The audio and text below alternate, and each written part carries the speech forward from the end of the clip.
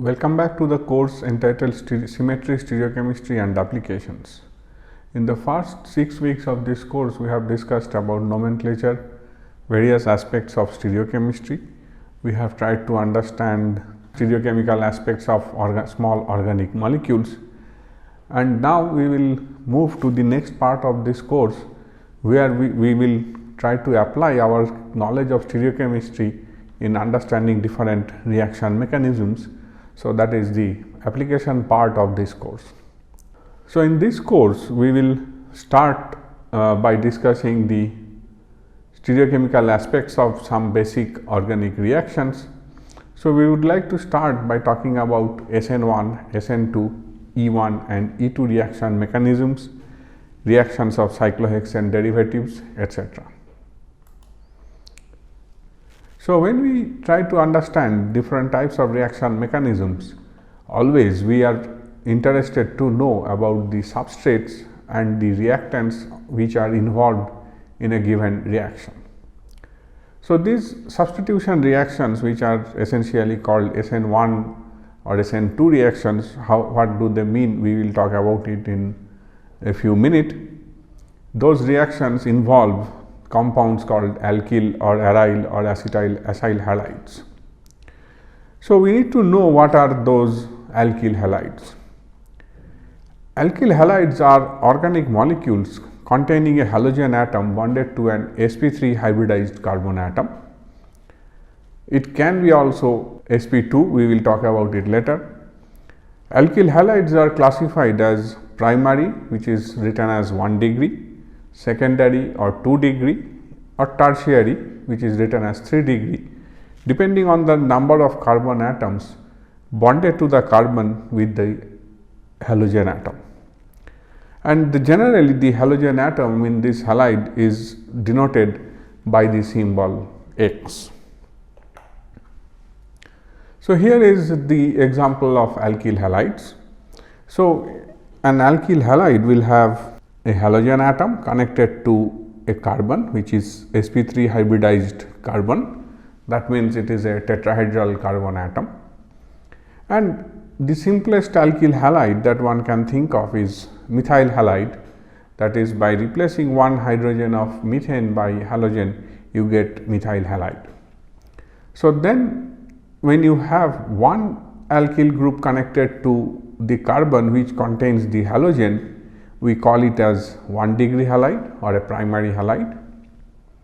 When there are two alkyl groups connected, we call that as a 2 degree halide, and when there are 3 alkyl groups connected to that sp3 carbon, we call this halide as a 3 degree halide. We will see that these different alkyl halides 1 degree, 2 degree and 3 degree have different types of reactions when we talk about substitution reaction. Other than these alkyl halides, there are other types of organic halides. These include vinyl halide, aryl halide, allylic halide and benzylic halides. So, what are these different types of halides? Vinyl halides have the halogen atom bonded to a CC double bonded carbon, that means bonded to an sp2 hybridized carbon. Aryl halides have the halogen atom bonded to an aromatic ring. So, if it is pHX, we call it as aryl halide. The third type is allylic halide, where the halogen is bonded to the carbon atom adjacent to a CC double bond. So, immediately next carbon atom, if it contains an halogen, we call it as allylic halide. And similarly, benzylic halides have the halogen bonded to the carbon atom adjacent to the benzene ring. So, let us see what are the chemical natures or chemical structures of these 4 different halides. We have already seen that the 1 degree, 2 degree and 3 degree halides can have one carbon atom attached to this carbon where the halogen is bonded. So, that is this one. In this case, this carbon has 2 carbon atoms connected. So, this is a 2-degree halide, and here this carbon with which the halogen is bonded has 3 carbon atoms bonded to it. So, this is a 3-degree alkyl halide. Then the other 4 types which we discussed in the previous slide are the following: the vinyl halide, where the X atom is directly connected to a CC double bonded carbon; aryl halide, when the halogen is directly connected to a phenyl ring or an aromatic ring. Remember that both the cases, the carbon we are talking about is sp2 hybridized carbon. The other 2 halides are allylic halide and benzylic halide. Allylic halide is essentially a 1-degree halide, but connected to a group which contains a pi bond. Similarly, benzylic halide is essentially an 1-degree halide, but is connected to a phenyl ring. So, these are 4 different types of alkyl or aryl halides which we will encounter during this course for different types of reactions. So, we need to know a little bit about the physical properties of these alkyl or aryl halides. Alkyl halides are weakly polar molecules because the carbon halogen bond gets polarized. They exhibit dipole-dipole interaction because of the polar nature of the corresponding CX bond. As you know, the halogens have higher electronegativity compared to carbon. So, the CX bond is always polar. But since the rest of the molecule only contains CC and CH bonds, these alkyl halides, the group that we are discussing about, this CX, this group, although this has a very high electronegativity,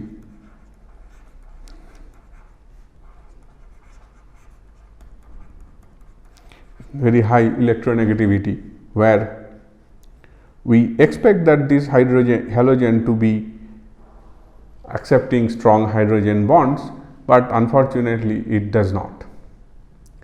So, this intermolecular hydrogen bonding is poor in case of these alkyl halides. If you look at the polarity of that bond, what we see is a separation of delta positive and delta negative charge on that bond, and the electrostatic potential that is shown here indicates a slightly negative lobe on this side and a slightly positive lobe on that side, so that these molecules have a certain dipole moment. When we look at their real physical properties, we talk about their melting and boiling points. We see that alkyl halides have higher boiling points and melting points than the corresponding alkane from which they are derived. So, ethane has a boiling point of -89 degree centigrade, while bromoethane or ethyl bromide has a boiling point of +39 degree centigrade. Boiling point and melting point increases as the size of R increases. So, when we talk about ethyl chloride and propyl chloride, the propyl chloride has a higher molecular weight, therefore, it has slightly higher melting point and higher boiling point as well.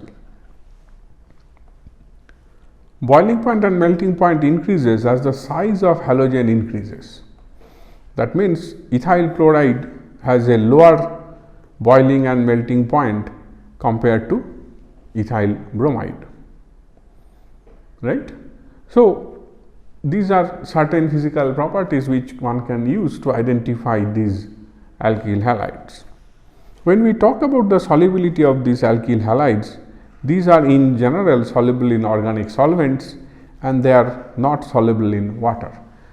Why are they not soluble in water? Because they are incapable of forming hydrogen bond with water, and hence they cannot be dissolved in water. So, this polarity of carbon hydrogen bond is a matter of extensive research which many of us are involved in. So, the electronegative halogen atom in alkyl halide creates a polar CX bond, which we have already seen, making the carbon atom electron deficient. Therefore, electrostatic potential maps of these 4 alkyl halides are shown here. What we see is that the polar CX bond makes the carbon atom electron deficient in each of these molecules, and the size of the halogen, when it increases, the electron density diffused electron density becomes more diffuse in case of larger halogens. So, when we try to react these alkyl halides with nucleophiles, that means a species which may contain a charge or may contain a pair of electron, lone pair of electron. So, then when we react alkyl halide with a nucleophile, what happens is that this nucleophile attacks the electron deficient carbon center and throws away the halogen and forms a new molecule which is called RNU, and it eliminates the halide. So, this halide that is eliminated is called the leaving group.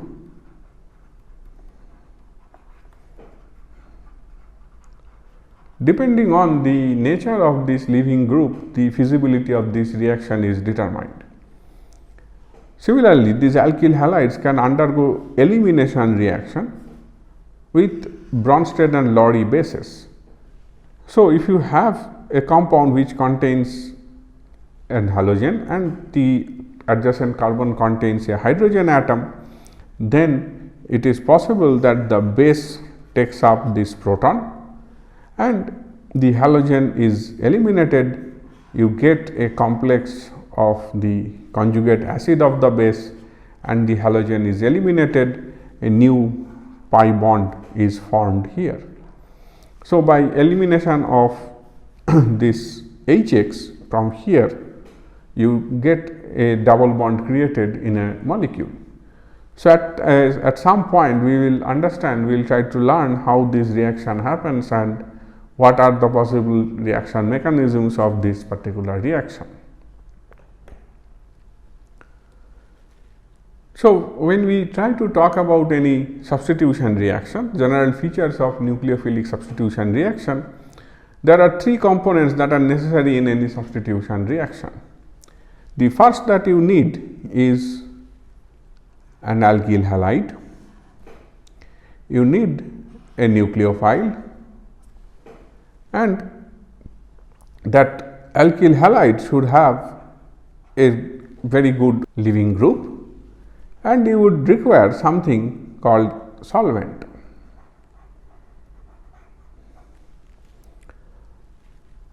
So, what you need is to have the alkyl group, the nucleophile, the leaving group, and a solvent for the given reaction. As you know that these molecules are not in general soluble in water, we try to use different solvents which will dissolve the alkyl halide.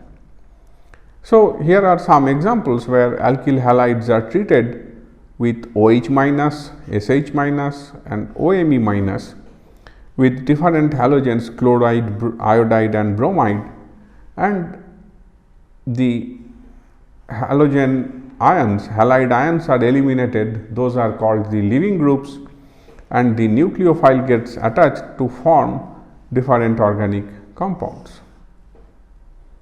So, everywhere we see that a new C and nucleophile bond has formed.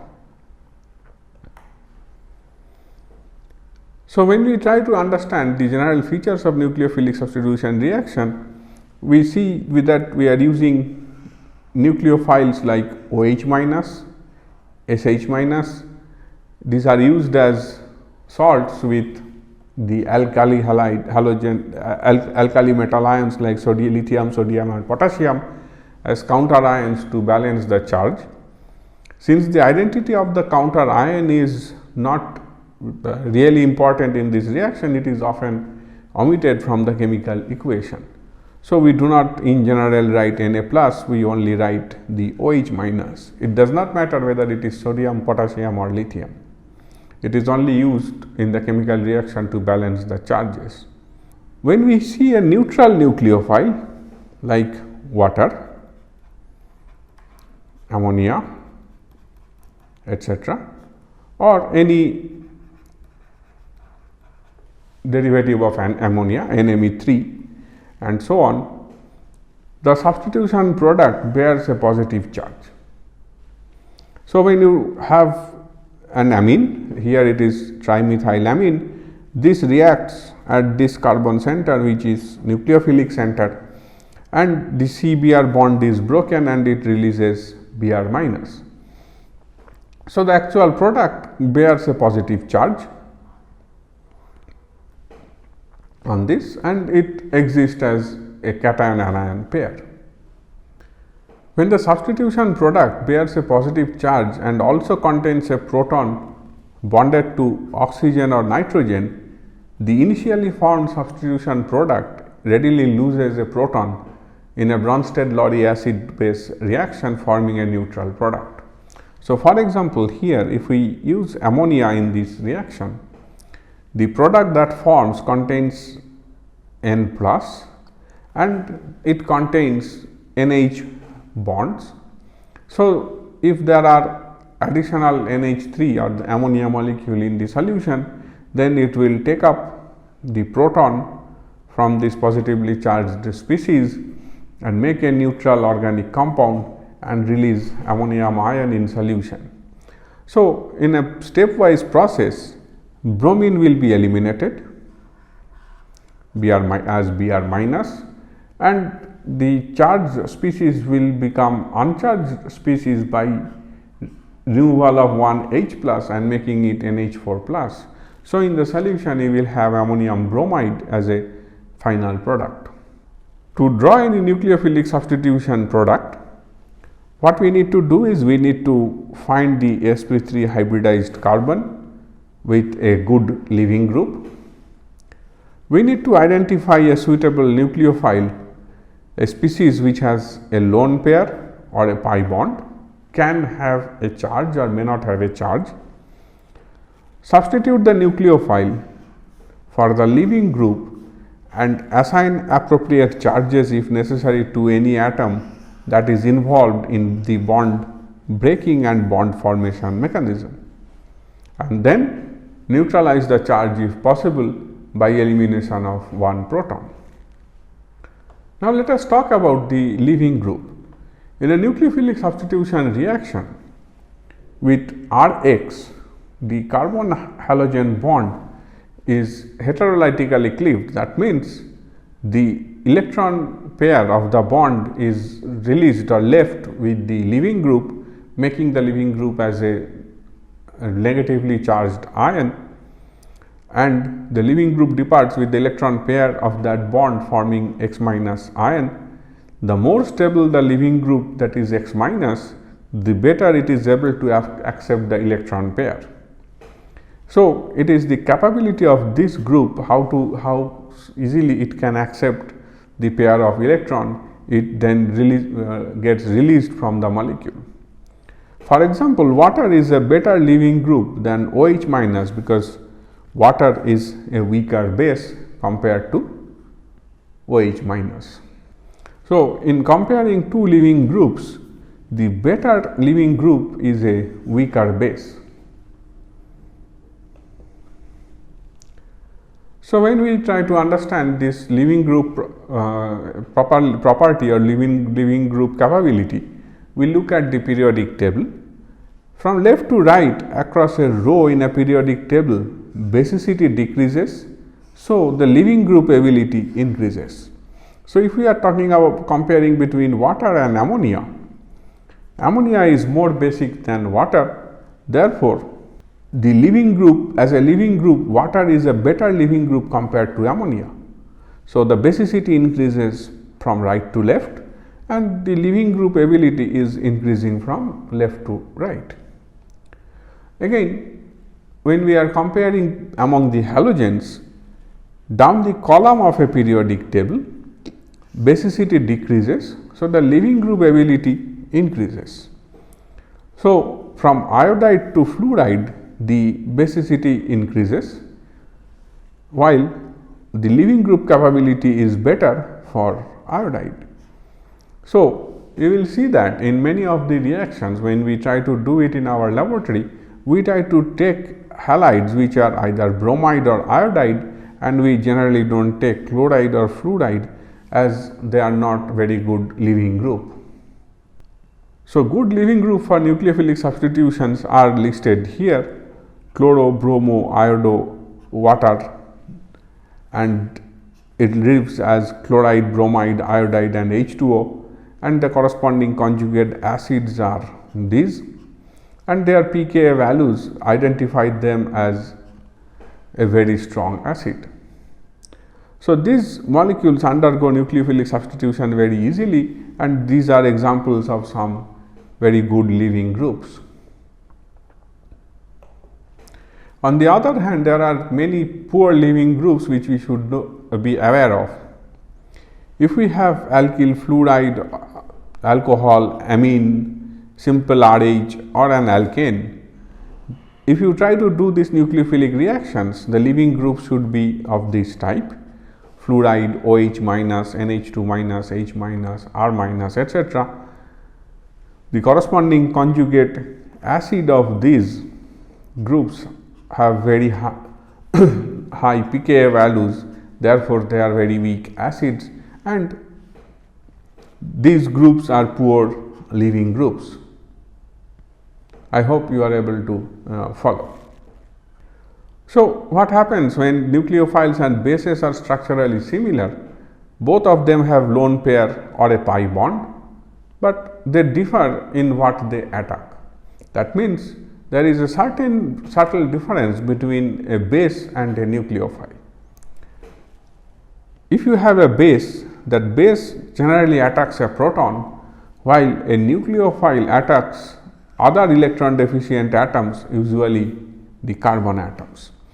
So, if you do a reaction with a compound which has the halogen and a hydrogen like this, and you throw a nucleophile to this reaction, nucleophile will attack to this electron deficient carbon atom, while the base will attack the adjacent carbon atom's hydrogen to abstract that proton and form a BH plus molecule.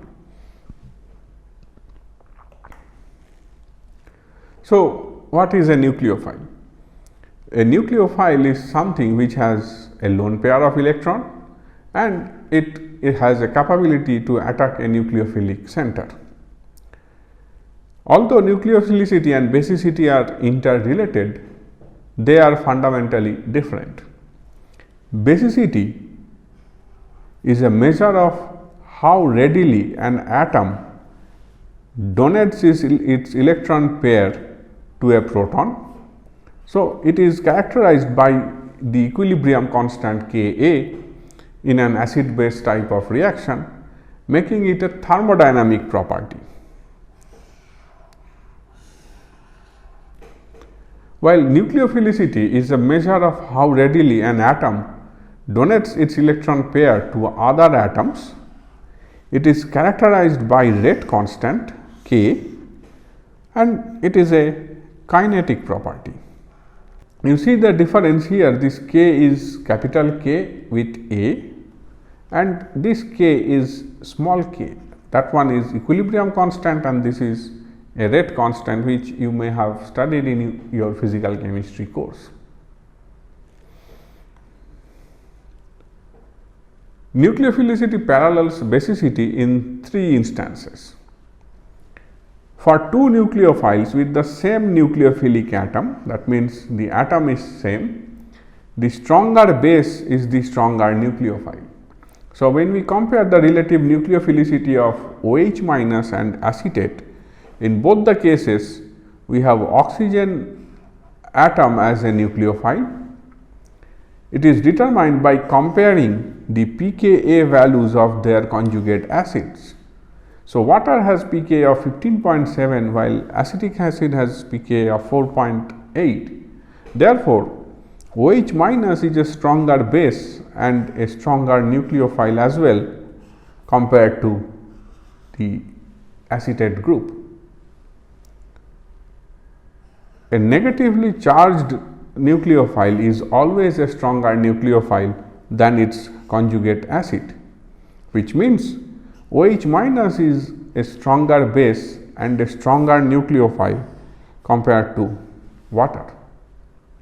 And then third point is, in the periodic table right to left across a row of a periodic table, nucleophilicity increases as basicity increases. So, from right to left, when the basicity is increasing from fluoride to OH minus to NH2 minus to methyl minus, when the basicity is increases, the nucleophilicity of these groups also increases.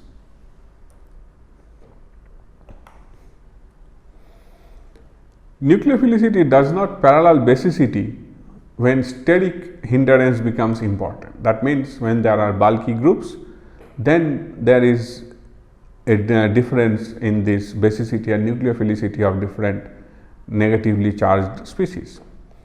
Steric hindrance decreases the reactivity resulting from the presence of bulky groups at the site of reaction.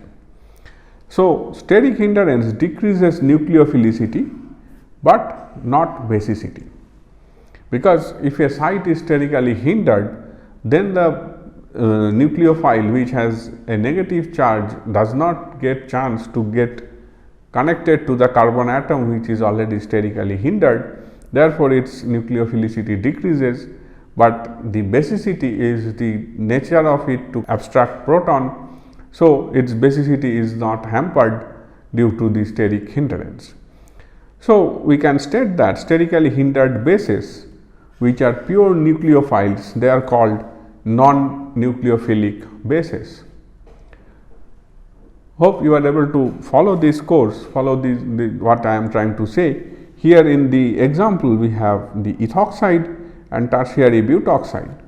Here the tertiary butoxide has a sterically hindered site, which is this one, and if you try to react this with any alkyl halide where you may have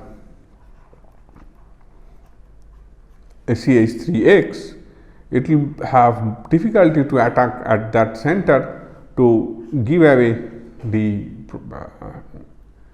substitution product, whereas the ethoxide, which does not have any steric hindrance, will be stronger nucleophile compared to terbutoxide, and both are strong bases. So, we will continue from here in the next class.